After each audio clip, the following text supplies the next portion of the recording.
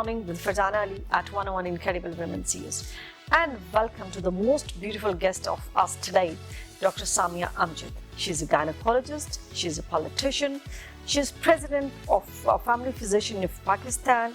She's also senior vice president of her party, Pakistan Muslim League. Welcome, Dr. Samia. Thank you so much, Farzana. It's a pleasure to be here. Dr. Samia, it's a great privilege that you gave us time today and you're here. Finally, you're here with us today. We would like to know your journey, your political journey, especially today. Can we start with your political journey? To start with, I was no politician and never interested in politician. And being an army family, I belong to an army background. My family is all army. Having said that, I was not interested in politics at all. But I got married and I went to go and live in a rural area, which is known as Khanewal, and I set up my practice there in 1985.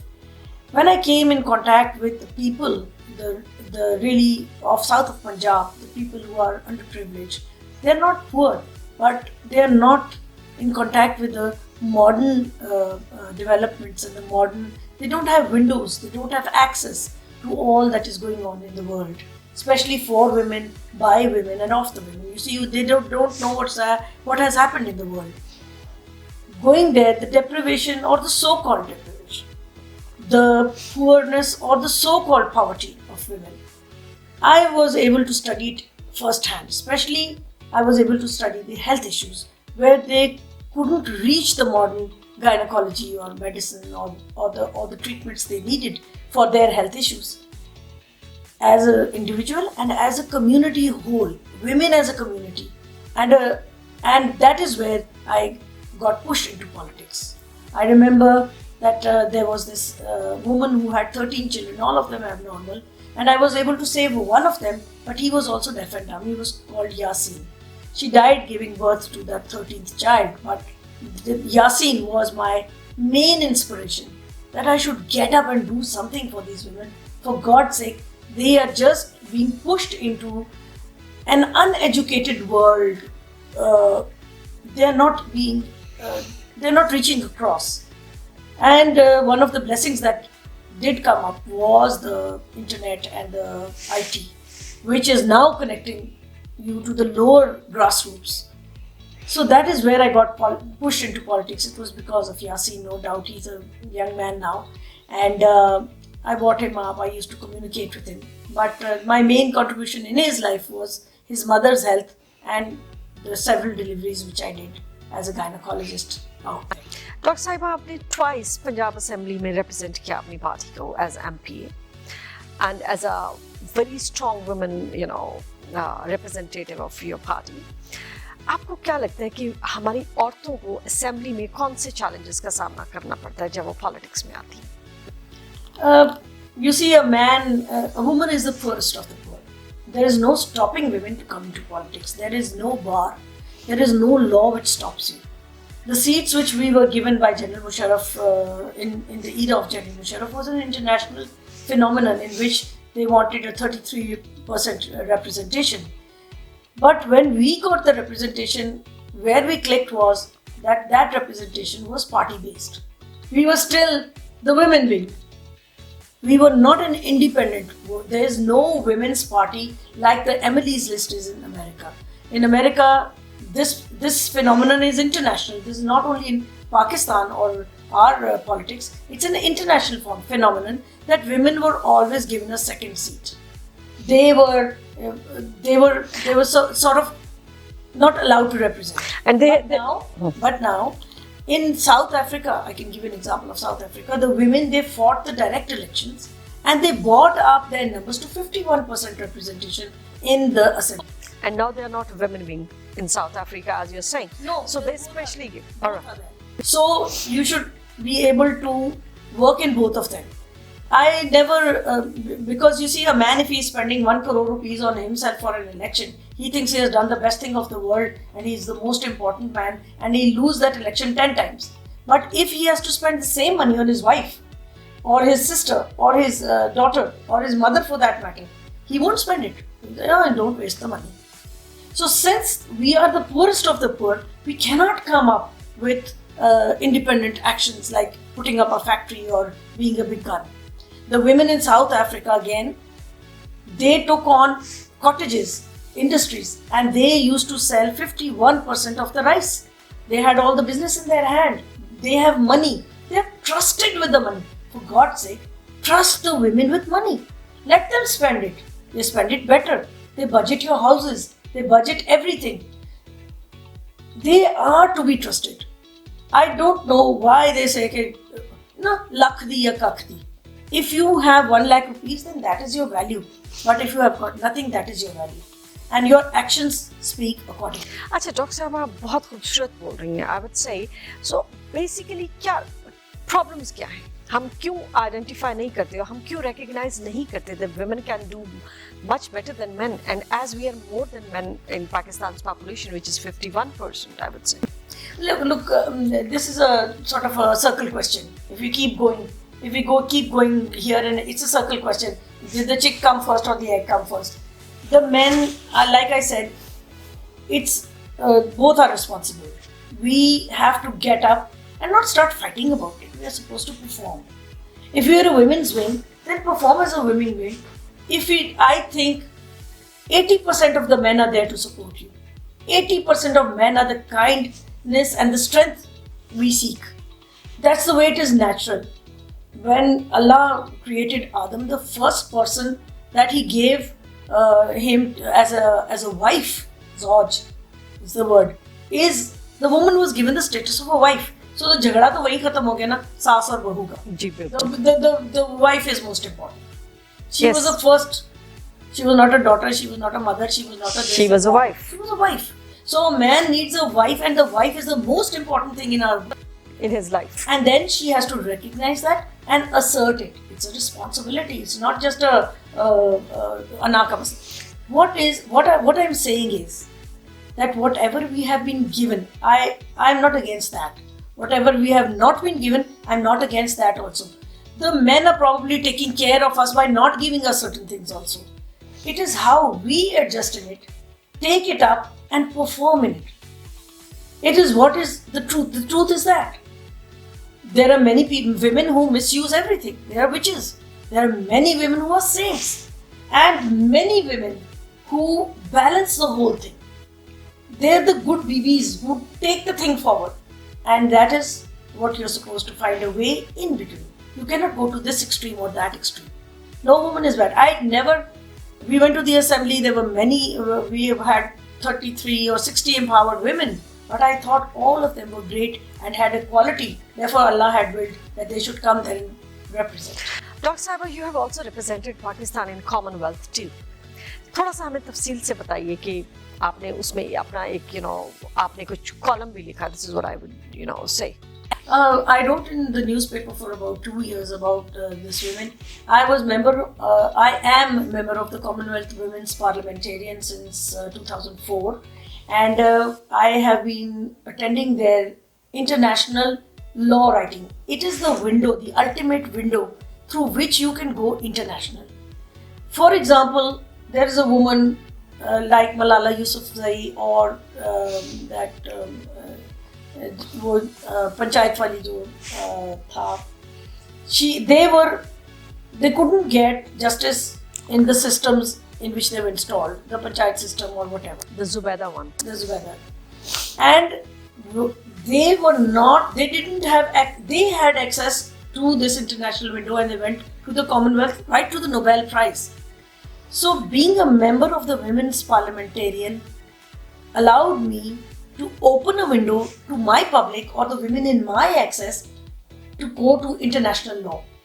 The CEDAW, the discrimination against women, the Women's Beijing Plan of Action, the Beijing Plan of Action, and the commandments that were in it. Rejoice that you're a woman.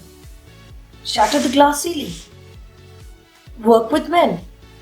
This is the way. There were 10 commandments like Moses. But the international laws and treaties which are laid down, that is what I got access to, and I was able to filter through, tell the women, tell the parliamentarians also, my colleagues also, my political networking, that this is a channel which we can go through and reach out for help to the world. It even includes health issues, AIDS we can have for women. So that was the right platform It was a to window. go.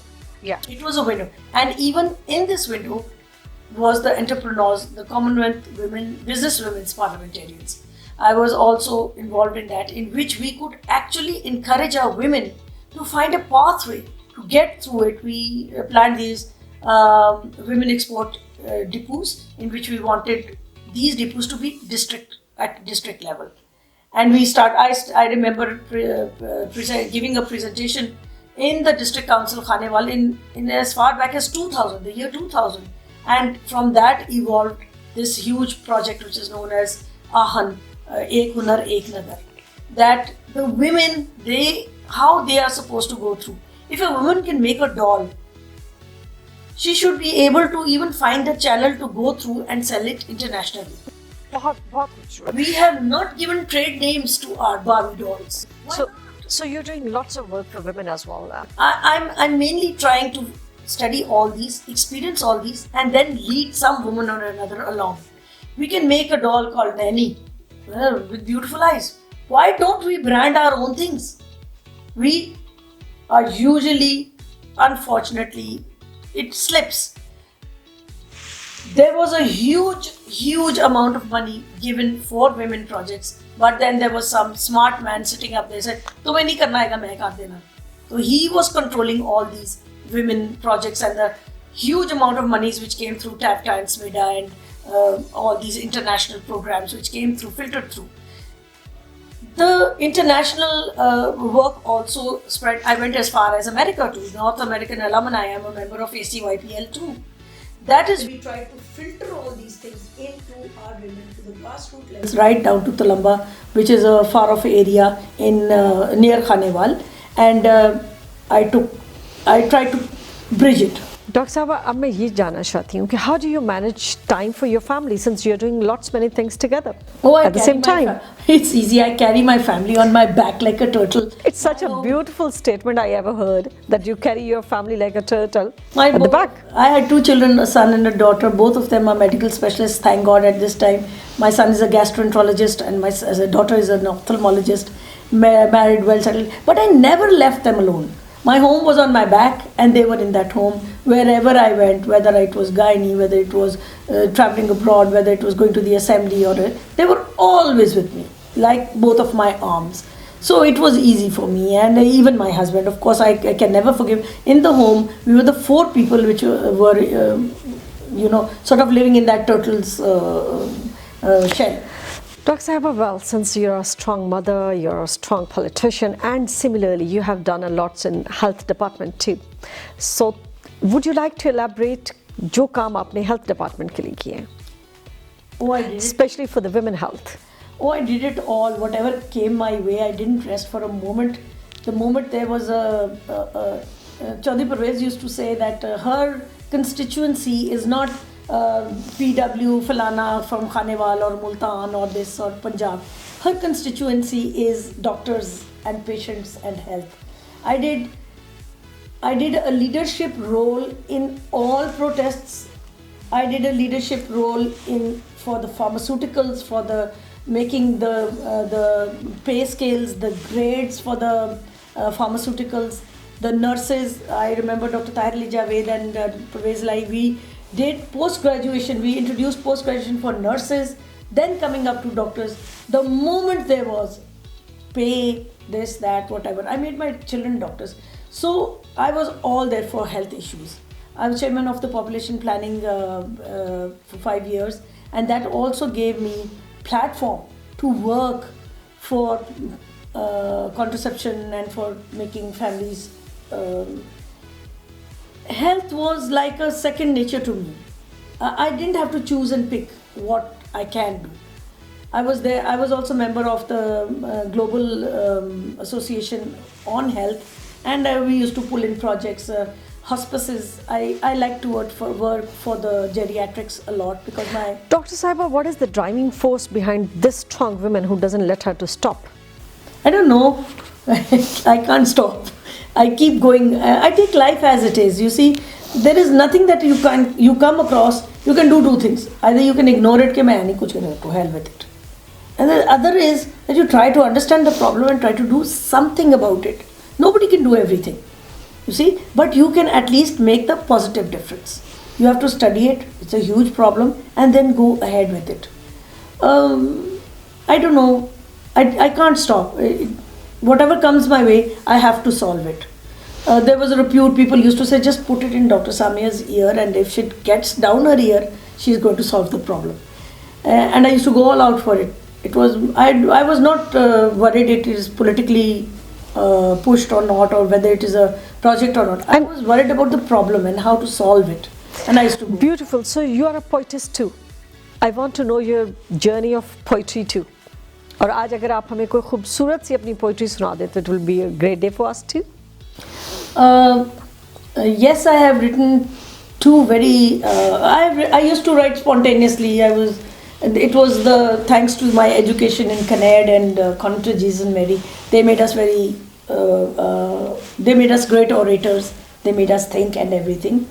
There was this poem which I had the honor to recite to General Musharraf at a certain meeting. It is known as Kanchan, glass. This is चूड़ी बनती कंचन के नाजुक कोमल कांच हथेली सपने समेटे मन पसंद चांद कलाई गिर्द कंगन हाला दिल अरमा खन खन में बंद एक एक उंगली गुल हजारा रंग आमेज खुशबू दो चंद रंगे हिना और मेहंदी मुंदरी जीवन धारा दिल पसंद.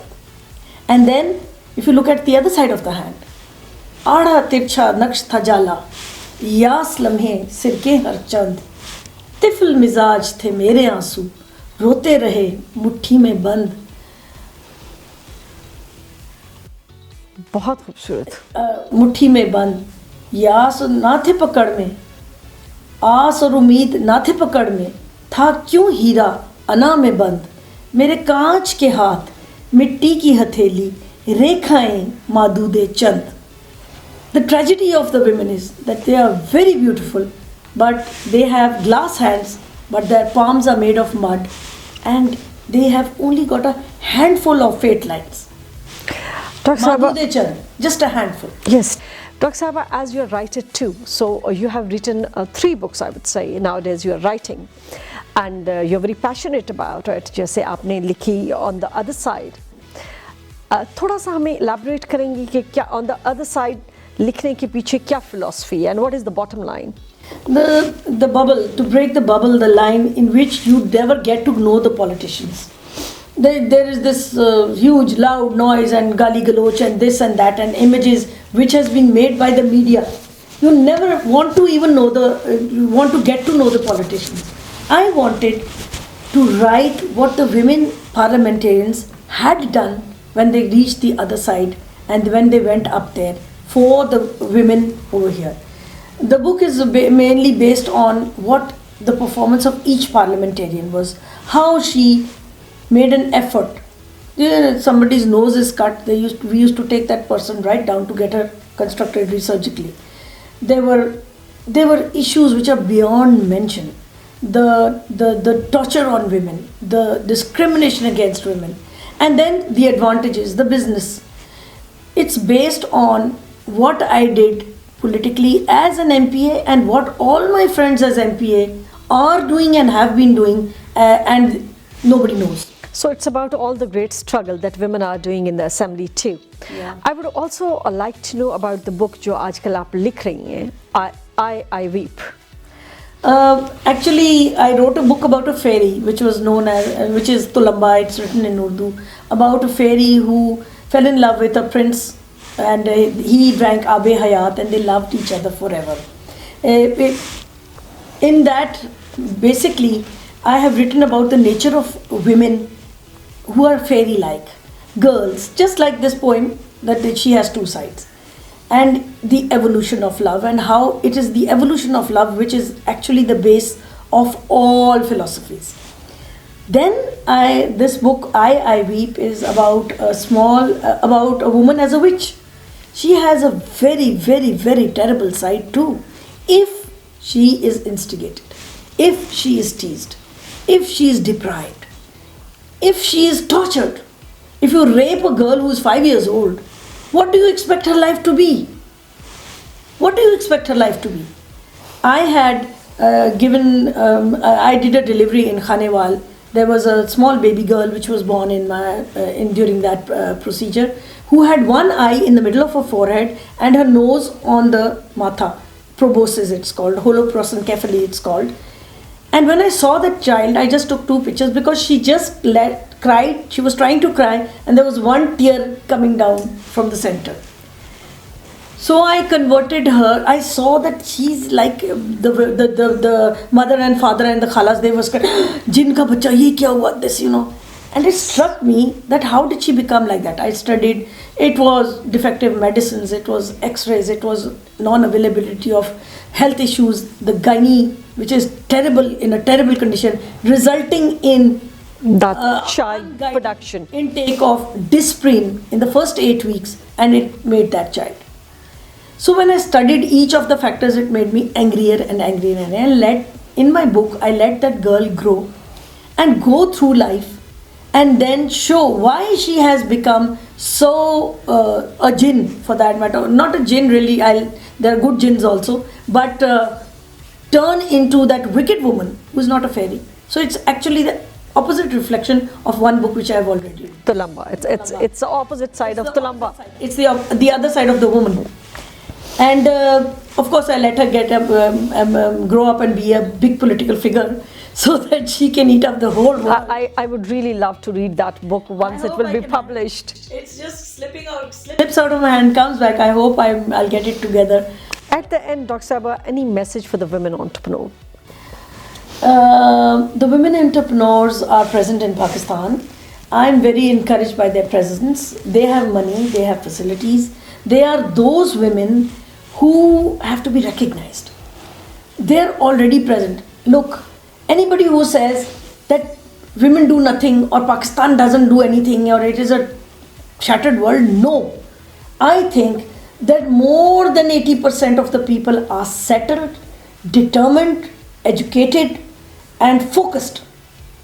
The women entrepreneurs who are present in Pakistan, again only unrecognized, unsung heroes. Even a woman who sits down on the masala and says the prayers, she is the strength of our society, and she has succeeded. We need to only bring them out and recognize them, for God's sake. Nobody knows what they've done. We just have to celebrate their success. We have to recognize them. The glass ceiling. What is this glass ceiling? The woman shouldn't do this and shouldn't do that. But she can, for God's sake. And she is. She's doing it. Whether she's in the fields, she's doing. She's in this. And this is what you should celebrate, being a woman. If Allah would ask me what you want to be, I'd be a woman all over again. Because they are such wonderful creatures. That is the beauty of the word, I would say. Unicorns, the she unicorn, of course. These men have named the unicorn to be male. But they're the magic. They're the magic. And they are doing the magic. I know of a list of women which I can account right now. I wouldn't take the names, become biased. But I do think that if the woman with her whole power is performing with or without the resources and the education and whatever, she is to only be recognized, encouraged, for the women, of the women and by the women. That is the slogan which I always write. We need budgets, we need opportunities, we need windows, and that is what I think about. Thank you very much, Dr. Sahiba. It was such a beautiful conversation I had today. I'm really blessed to have you on our platform. Thank you so much. It's a great effort. It is wonderful being here, and I hope you will continue to reach across that closed window, that hazy glass. You have to remove it and let the world see Pakistani women, great women as they are.